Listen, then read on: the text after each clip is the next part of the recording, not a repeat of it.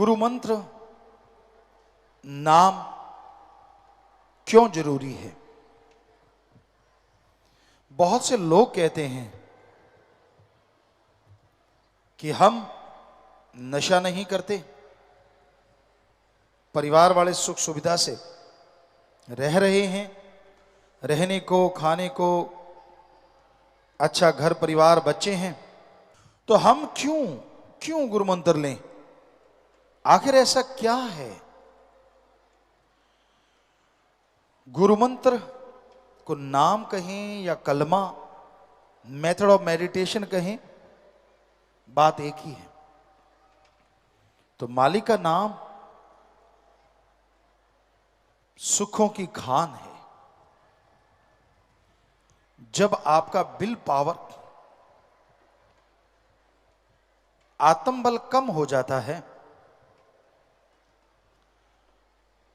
उस समय दुनिया में हर सोच इंसान की घटिया हो जाती है, नेगेटिव हो जाती है। और आत्मबल आने से हर सोच पॉजिटिव होती है, आत्मबल बढ़ता है और पॉजिटिविटी से सफलता आपके कदम चूमने लगती है।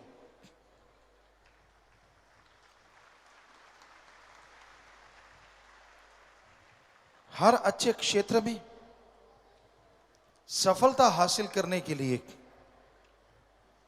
आत्मबल जरूरी है। पर आत्मबल का कोई tonic allopathy, homeopathy, Ayurveda, naturopathy किसी में उपलब्ध नहीं है। आत्मबल, विल पावर आप सबके अंदर मौजूद है। उस आत्मबल को हासिल करने के लिए,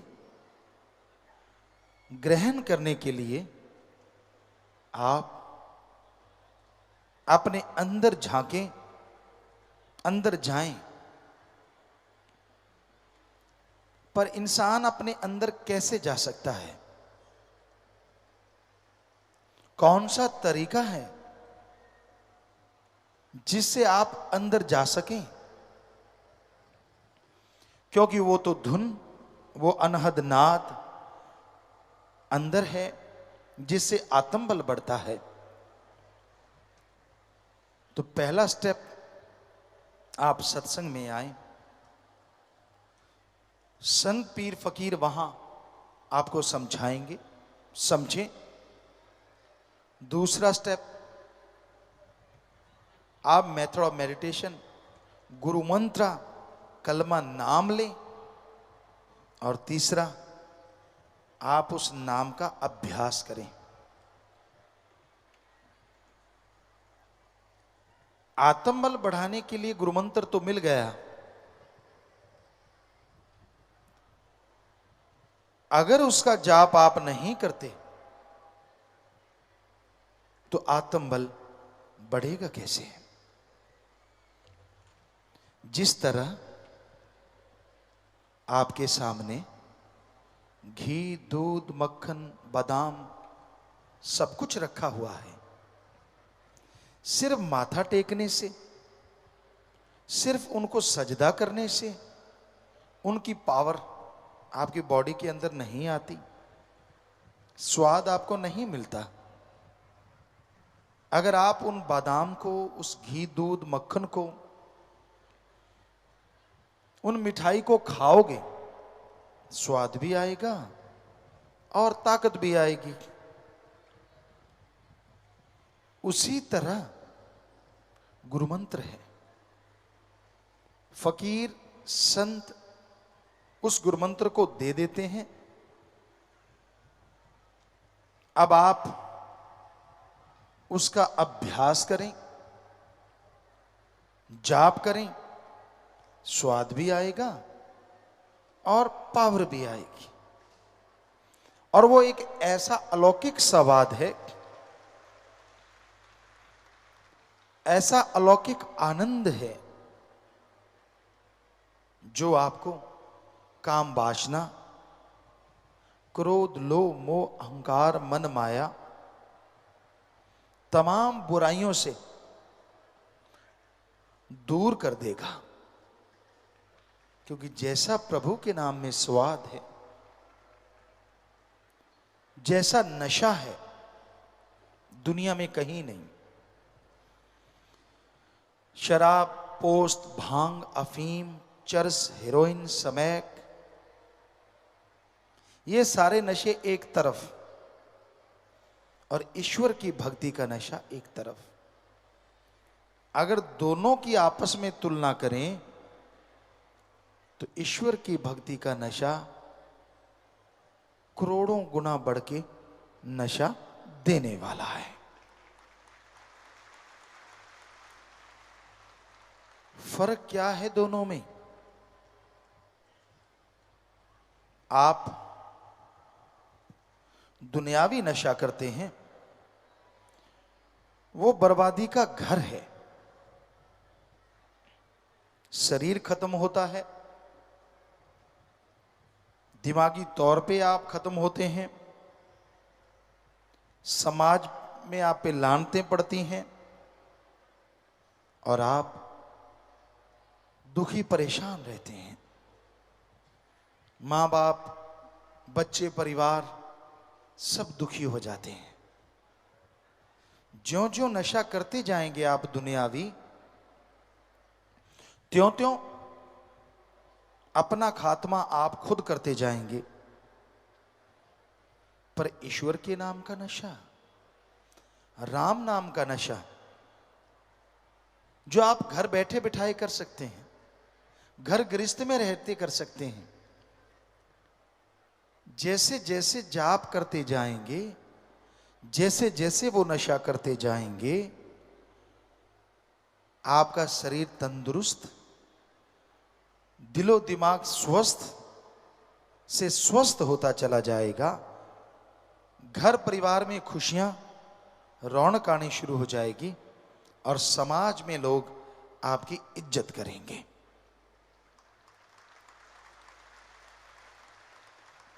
और ईश्वर का नशा लेने के लिए कुछ भी खर्च करने की जरूरत नहीं।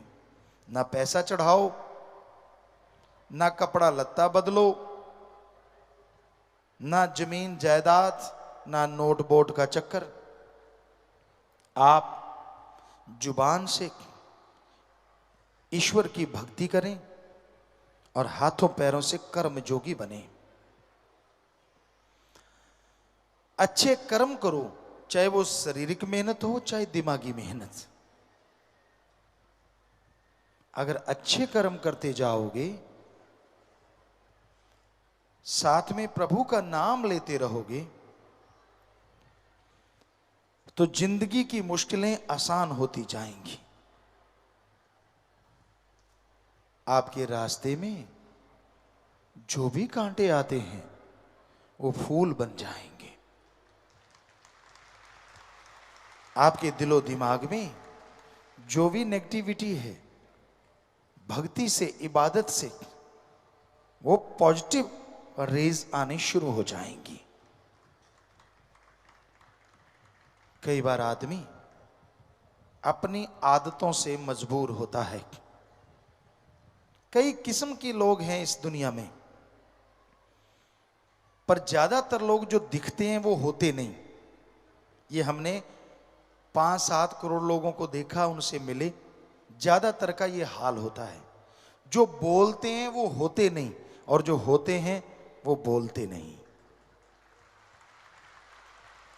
सारे एक जैसे नहीं होते। अच्छे लोग भी हैं, भले लोग भी हैं, जो नेकी भलाई करते हैं और नेकी भलाई को दुनिया तक लेके जाते हैं। पर कुछ ऐसे गिरी सोच के लोग होते हैं जो अच्छाई में त्रेड़ ढूंढते हैं। उनका काम होता है नंबर बनाना, कि मेरे नंबर बनने चाहिए, किसी की भावना को ठेस लगे तो लगे। हम आपको कहा करते हैं, एक दीवार पे प्लास्टर किया हुआ है सीमेंट का, वहां चींटी दौड़ रही है। वो चींटी ये देखने नहीं आई कि दीवार कितनी खूबसूरत है, चींटी ये देखने आई है कहीं तरेड़ मिल जाए तो घुस जाऊं।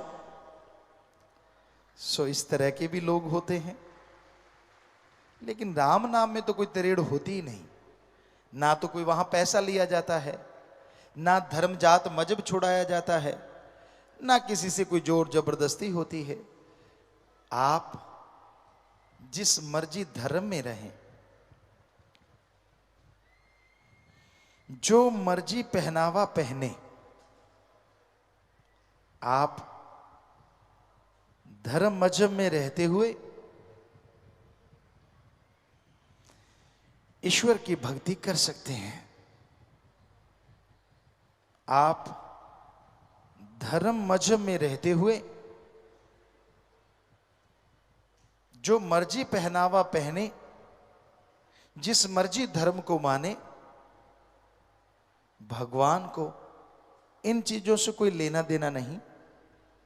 भगवान को लेना देना है कि आप अपनी आत्मा के लिए कितनी भक्ति करते हैं, उस मालिक को याद करते हैं, और कितनी परहित परमार्थ सेवा करते हैं।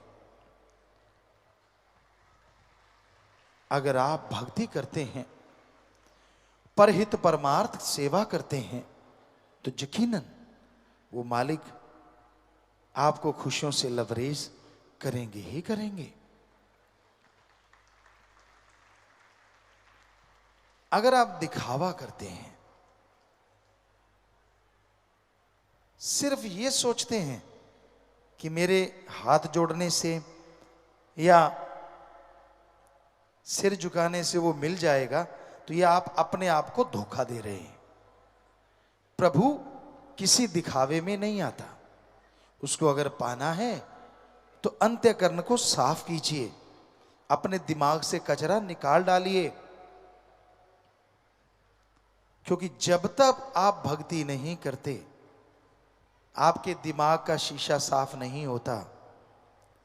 क्या आपने ये सुना है, बिना पढ़ने की डिग्रियां हासिल हो गई?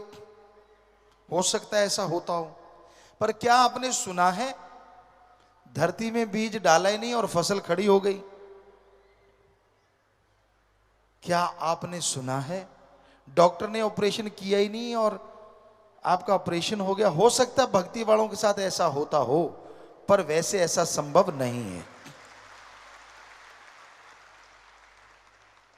आप डिग्री डिप्लोमा हासिल करते हैं, जिंदगी के 20-25 साल लगाते हैं, और अगर प्रभु को देखना है, उसकी भक्ति को जानना है, तो जिंदगी के 20-25 महीने ही भगवान की तरफ लगा के देखो, तो आप रिजल्ट बता सकते हैं भगवान है कि नहीं है। चंद किताबें पढ़ लेने से, थोड़ी डिग्रियां हासिल कर लेने से ये कह दो भगवान नहीं है, तो इससे मूर्खता नहीं कहेंगे तो और क्या कहेंगे? क्योंकि अगर छोटी सी डिग्री के लिए, मास्टरेट की डिग्री, पीएचडी की डिग्री, कोई भी आप डिग्री लेते हैं, उसके लिए जिंदगी के 20-25 साल लगाते हैं। भगवान के सर्च के लिए आपने एक दिन नहीं लगाया और बैठे बैठे कह दिया भगवान नहीं होता, तो ये तो आप खुद पढ़े लिखे हैं, क्या कहेंगे लोग आपको? पहले सर्च करो, गुरु मंत्र, मेथड ऑफ मेडिटेशन लो, फिर उसका अभ्यास करो। जैसे टीचर कहता है ऐसे पढ़ो बेटा, ऐसे पढ़ो, आप फॉलो करते हैं तो मेरिट होल्डर हो जाते हैं, चलो जैसे तैसे पास भी होते हैं। उसी तरह आपको गुरु मंत्र लेना होगा, फिर उसका अभ्यास करना होगा, घंटा सुबह शाम। फिर रिजल्ट ना आए तो बताइए। रिजल्ट आता है, 100% आता है, पर भक्ति करने से, इबादत करने से। जब तक इंसान भक्ति नहीं करता, दिखावे से भगवान रीझते नहीं, खुश नहीं होते। इंसान इंसान को दिखावे से प्रभावित कर सकता है। अच्छे कपड़े पहन लिए, बोलने का सलीका आ गया, थोड़ा दिखाने का ढंग आ गया, आदमी आदमी को प्रभावित कर सकता है। लेकिन भगवान को, अल्लाह वाहिगुरु को आप इन तरीकों से प्रभावित नहीं कर सकते। उसको प्रभावित करने के लिए, ताकि वो आपको दिखने लगे, ताकि वो आपके हर अच्छे कार्य में साध्य और बुराई से आपको रोक ले, ताकि जिंदगी में बहारें छाई रहें, ताकि कभी गम आने ही ना पाए, ऐसा अगर चाहते हो तो भक्ति तो करनी पड़ेगी। आधा घंटा सुबह, आधा घंटा शाम कम से कम, और महीने में 5-4 दिन परहित परमार्थ। भूखों को खाना खिलाओ, प्यासे की प्यास बुझाओ, बीमारों का इलाज करवाओ। ये है सच्चा दान। कोई गरीब है उसको विद्या दान दो, खून दान दो, मरणोपरांत बॉडी डोनेट, आंखें दान दो। ये है सच्चा दान। अगर कर सको, अगर हिम्मत है आप में, तो ये करके दिखाओ। अपने इर्द गिर्द अपने हाथों से भूखे को खाना खिलाना, या फिर संत पीर फकीर कहीं उस तरह इकट्ठे होके कोई, जैसे साध संगत ने फूड बैंक खोला है, टॉय बैंक खोला है, बुक बैंक, जैसे भी आप कर सकते हैं उसमें हिम्मत कीजिए। यकीन मानिए, मालिक की औलाद की सेवा करोगे तो इनडायरेक्टली वो मालिक की सेवा है, और बदले में वो खुशियां जरूर बख्श देते हैं। पर आज की दुनिया बड़ी सेल्फिश है, बहुत बहुत ज्यादा गर्जी है। अपना उल्लू सीधा करने के लिए वो किसी भी हद तक गिर सकते हैं। उनको कोई मतलब नहीं है भगवान से, उनको कोई मतलब नहीं है संत पीर फकीर से। उनका तो एक ही मुद्दा होता है, मेरा ग्रेड अप कैसे होगा, मैं दुनिया की निगाह में बड़ा कैसे हो जाऊं, लोग क्या कहेंगे मुझे, कैसे बड़ा बन सकता हूं। इस तरह की चीजें लोगों के दिमाग में आ जाती हैं तो अपने खुद के लिए दुखों का कारण बन जाते हैं। जमीर मर गया, कहते हैं इसका जमीर मर गया, इसकी आत्मा मर गई। जो सिर्फ और सिर्फ रोबोट बन जाते हैं, मशीन।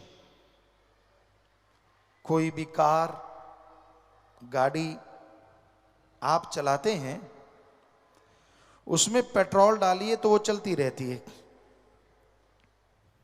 पेट्रोल खत्म हुआ तो पेट्रोल पंप पे लगा दिया, फिर से पेट्रोल भरा और गाड़ी फिर चलनी शुरू हो गई।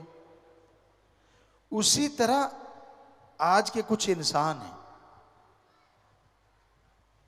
जो ठगी, बेईमानी, भ्रष्टाचार, ब्लैकमेलिंग का धंधा अपनाए हुए हैं,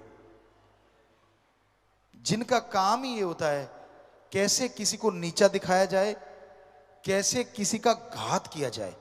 वो घात लगा के बैठे रहते हैं कि मैं इसको गिराऊं कैसे। गिरे हुए को नहीं उठाते, चलने वाले के अड़ंगी लगा के गिराना उनका काम होता है। ऐसे लोग नर पिचास नहीं तो और क्या है। क्या वो अपने आप को इंसान कहलाते हैं? इनसे तो शैतान भी अच्छे होते हैं। कम से कम जो उनके दायरे में जाता है उन्हीं पे अटैक करते हैं, लेकिन इनका तो कोई दायरा ही नहीं होता। कहीं जाके किसी को भी ब्लैकमेल, किसी को भी नीचा दिखाना उनकी आदत बन जाती है। उनको अच्छी चीजें अच्छी नहीं लगती, उनकी निगाह हमेशा गंदगी ढूंढती है, क्योंकि जो खुद होता है उसको वैसी चीज की तलाश रहती है।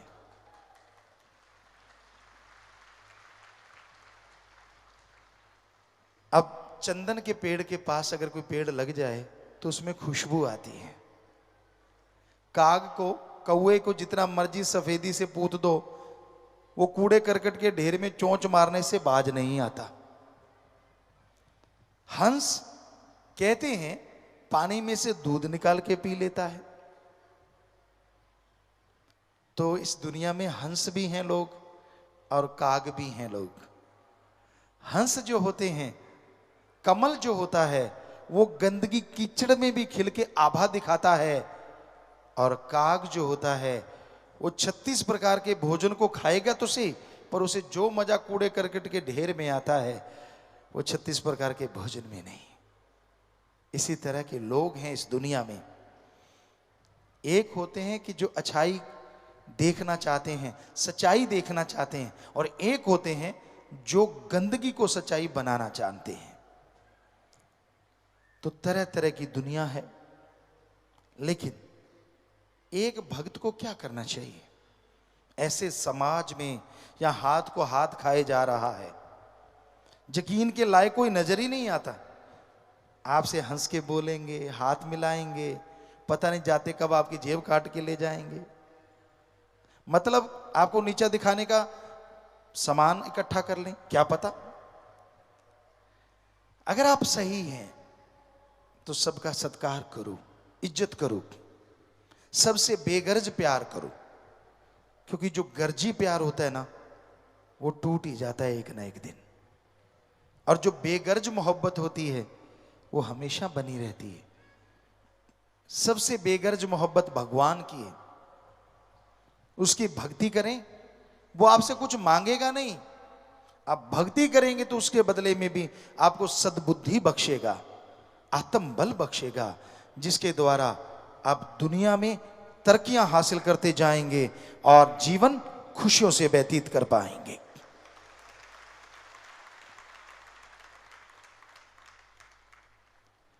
आंखों को इस काबिल बनाओ कि आप लोगों के गुणों को देख पाओ।